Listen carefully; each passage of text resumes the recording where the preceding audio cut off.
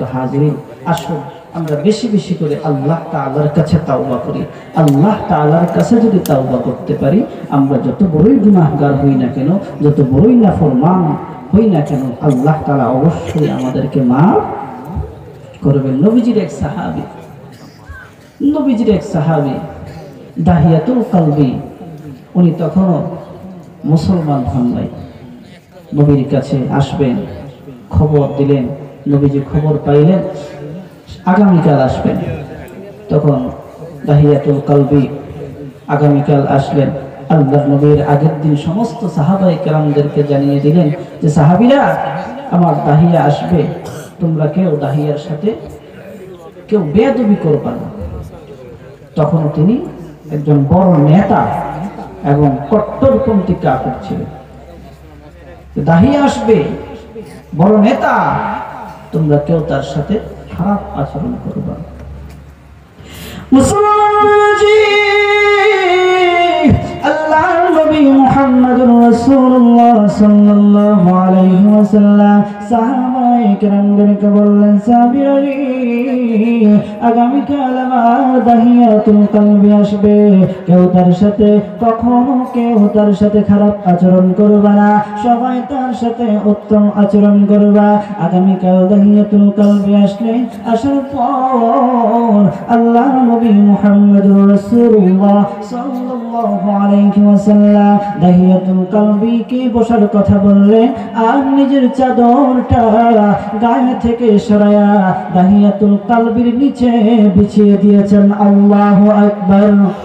মুসলমান ভাইরা, দাহিয়াতুল কলবি রাদিয়াল্লাহু তাআলা আনহু চাদরটা আর নিচে রাখলেন না, আল্লাহর নবীর কাছে দিয়ে দিলেন, আর বলতেছেন, ইয়া রাসূলুল্লাহ, ইয়া হাবিবাল্লাহ, আমি তো বড় গুনাহগার, আমি কি আল্লাহর কাছ থেকে মাফ পাবো? আল্লাহ কি আমাকে মাফ করবে? তখন নবীজি সাল্লাল্লাহু আলাইহি ওয়াসাল্লাম বলেন, দাহিয়া, তুমি যদি মুসলমান হও তাহলে তোমার পিছনের সব গুনাহগুলি আল্লাহ তাআলা মাফ করে দেবে। দাহিয়াতুল কলবি রাদিয়াল্লাহু তাআলা আনহু বলেন, ইয়া রাসূলুল্লাহ,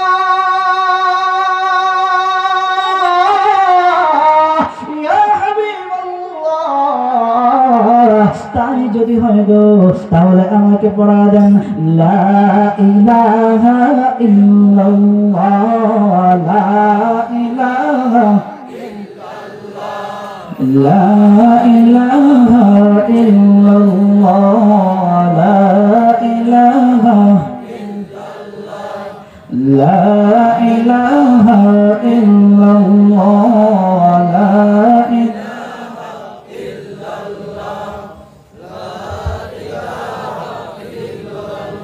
لا إله إلا الله محمد رسول الله। দাহিয়াতুল কলবি কালেমা পড়ে মুসলমান হয়ে গেলে সমস্ত সাহাবীরা একসাথে ছিলেন। দাহিয়াতুল কলবি মুসলমান হয়ে সমস্ত সাহাবায়ে কেরামের পিছনে গিয়ে বসলে আল্লাহর নবীজি সাল্লাল্লাহু আলাইহি ওয়াসাল্লাম তালিম দিতেছেন। কিছুক্ষণ পরে দেখা যায় দাহিয়াতুল কলবি পিছন থেকে কান্না করতেছে, এমন কান্না সবাই চিন্তায় পড়ে গেল। সে কান্না করতেছে এত আওয়াজ করে, ডুকরিয়ে ফুপিয়ে কে এমন কান্না করতেছে। দাহিয়াতুল কলবি রাদিয়াল্লাহু তাআলা আনহুকে আল্লাহর নবী ডাক দিলেন, দাহিয়া আসো। দাহিয়াতুল কলবি রাদিয়াল্লাহু তাআলা আনহু আল্লাহর নবীর সামনে আসলেন, বলেন, ইয়া রাসূলুল্লাহ, ইয়া হাবিবাল্লাহ, কি হয়েছে বলেন, কি বলবেন বলেন। আল্লাহর নবী বললেন, দাহিয়া রে, কেন তুমি কান্না করতেছো? আমি কি তোমাকে জোর করে মুসলমান বানিয়েছি? ইয়া রাসূলুল্লাহ, আমাকে জোর করে মুসলমান বানান নাই, তাহলে কেন তুমি এত জোরে কান্না করতেছো? মুসলমান হওয়ার কারণে কাফেররা তোমাকে কটাক্ষ করবে বলে কান্না করতেছো? না ইয়া রাসূলুল্লাহ, তা না, তাহলে কেন তুমি কান্না করতেছো? কাফেররা তোমাকে প্রহার করবে, অত্যাচার করবে, নির্যাতন নির্যাতন করবে, নিপীড়ন করবে, এই ভয়কে কান্না করতেছো? না ইয়া রাসূলুল্লাহ, তাও না। আল্লাহর নবী বলেন, কেন রে? পরিবার থেকে তোমাকে দূরে সরিয়ে দেবে, এই জন্য কি তুমি কান্না করতেছো? দাহিয়াতুল কলবি ডাকতে বলে, ইয়া রাসূলুল্লাহ সাল্লাল্লাহু আলাইহি ওয়াসাল্লাম, আমি এই জন্য কান্না করি নাই গো ইয়া রাসূলুল্লাহ, আমি বড় গুনাহগার, আমি বড় অন্যায়কারী, আমি বড় অপরাধী। ইয়া রাসূলুল্লাহ, ইয়া হাবিবাল্লাহ, আপনি তো জানেন আমি বড় ব্যবসায়ী, আমি বড় ব্যবসায়ী হওয়ার পরেও, আমি বড় বিজনেসম্যান হওয়ার পরেও, কুরাইশের মধ্যে, কুরাইশ বংশের মধ্যে যতজন কন্যা সন্তান হইতো, অনেককেই, বেশিরভাগ কন্যা সন্তানকেই আমি জীবন্ত মাটি চাপা দিয়ে রেখেছি। শেষ পর্যায়ে আমি এমন একটা ঘটনার সম্মুখীন হয়েছি, আমার অবশেষে শেষ পর্যায়ে আমার একটা সন্তান ছিল, এই সন্তানকেও আমি মাটি চাপা দিয়েছি। তার কথা মনে হয়ে গেছে, ওই মেয়েটা আমাকে বাবা বাবা বলে ডাকতো, কত সুন্দর করে আমাকে ডাকতো। তার কথা আমার বারবার স্মরণ হয়ে যায়, তার কথা আমার স্মরণ হয়ে গেলে আমার মনটা ঠিক থাকতে পারে নাই।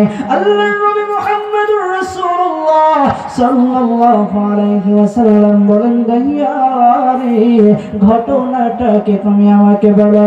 দাহিয়াতুল কলবি রাদিয়াল্লাহু তাআলা আনহু বলেন, ইয়া রাসূলুল্লাহ, ইয়া হাবিবাল্লাহ, আমি কয়েক বছর আগে আমি আমার বিজনেস করার জন্য প্রবাসে চলে যাই, দূরেও দেশে আমি চলে যাই কয়েক বছরের জন্য। যাওয়ার আগে আমার বউয়ের পেটের মধ্যে, আমার বিবির পেটের মধ্যে সন্তান ছিল। আমি আমার বিবিকে বলি, বিবি গো, সন্তান ভূমিষ্ঠ হওয়ার পরে যদি ছেলে সন্তান ভয় রেখে দিবা, মেয়ে সন্তান হলে তাকে মাটি চাপা দিয়ে দিবা, মেরে ফেলবা। আমি আমার পরিবার থেকে বিদায় নিয়া কয়েক বছরের জন্য প্রবাসে চলে গেলাম, বিদেশে চলে গেলাম। বাড়িতে যখন ফিরে আসলাম, ফিরে এসে বাড়ির উঠানের মধ্যে দেখি ছোট্ট একটা বাচ্চা খেলাধুলা করতেছে। এত সুন্দর বাচ্চা দেখে মায়া হয়ে গেল, আর তার মাকে ডেকে ডেকে বলতেছে, মা গো, দেখো বৌমা কে আসছে, মনে হয় আমার বাবা চলে এসেছে। আমার জন্মের পর থেকে গো মা, আমি আমার বাবার আদর পাই না, আমি আমার বাবাকে দেখি না। এই কথা বলতেছে, সাথে সাথে মা ইশারা দিয়ে বলল, এইটাই তোমার বাবা। তখন সাথে সাথে এই মেয়েটা, ছোট্ট মেয়েটা, দাহিয়াতুল কলবি রাদিয়াল্লাহু তাআলা আনহু, সাথে সাথে দাহিয়াতুল কলবি রাদিয়াল্লাহু তাআলা আনহু কোলে উঠে গেল। দাহিয়াতুল কলবি রাদিয়াল্লাহু তাআলা আনহু বলেন, ইয়া রাসূলুল্লাহ, মেয়ে যখন আমার কোলে উঠে গেল, তখন আর আমি কিচ্ছু বলতে পারলাম না।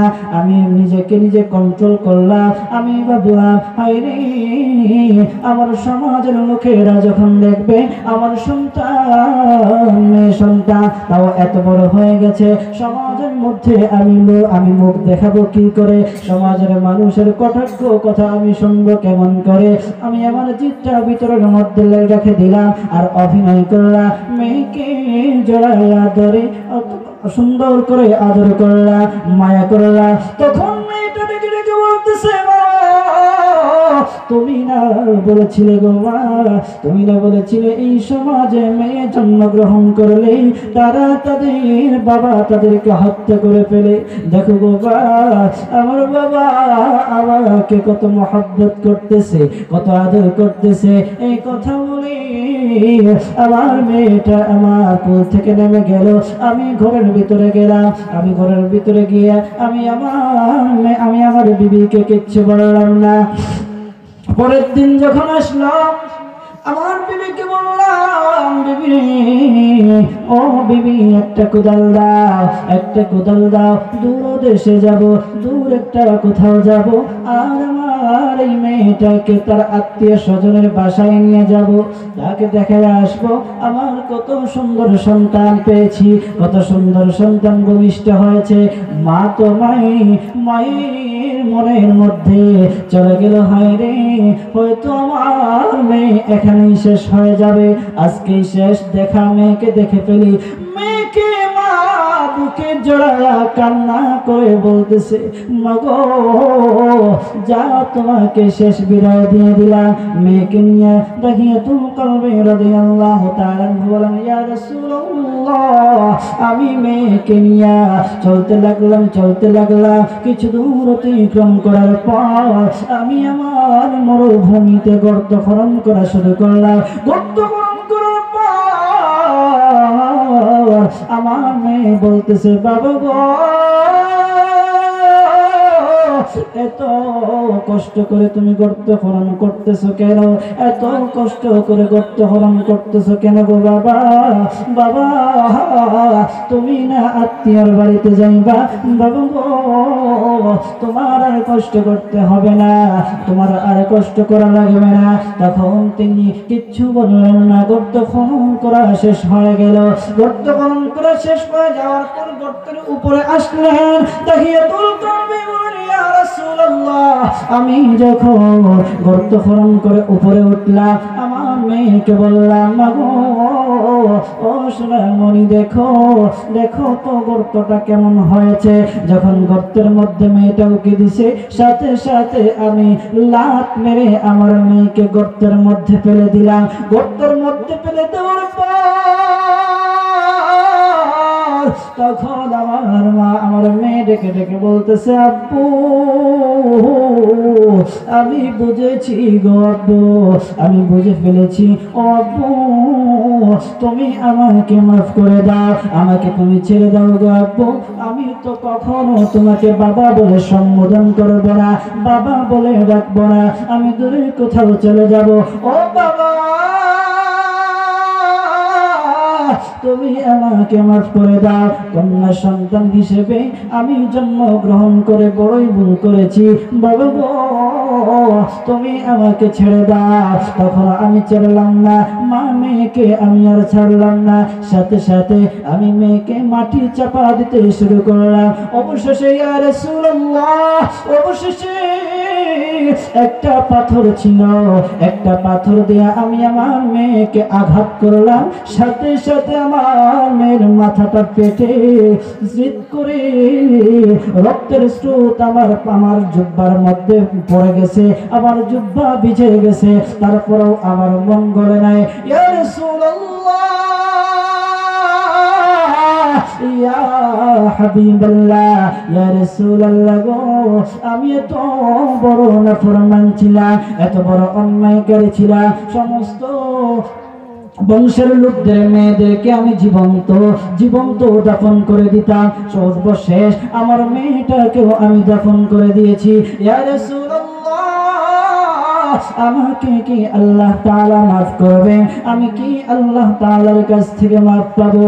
আল্লাহর নবী মুহাম্মদুর রাসূলুল্লাহ সাল্লাল্লাহু আলাইহি ওয়াসাল্লাম বলেন, দাহিয়া আর কান্না করো না, আর কান্না করো না দাহিয়া, যাও তুমি যদি খালিস নিয়তে আল্লাহর কাছে তাওবা করো, তাহলে আল্লাহ তোমার প্রতি খুশি হয়ে যাবেন। আর তুমি তো মুসলমান হয়ে গিয়েছো, পিছনে যত গুনাহ করেছো, পিছনে যত অন্যায় কাজ করেছো, নাফরমানি করেছো, মুসলমান হওয়ার সাথে সাথে, কালেমা পড়ার সাথে সাথে, ও দাহিয়া আমার আল্লাহ তোমার জিন্দেগির সব গুনাহগুনি মাফ করে দিয়েছে। আমার ভাইরা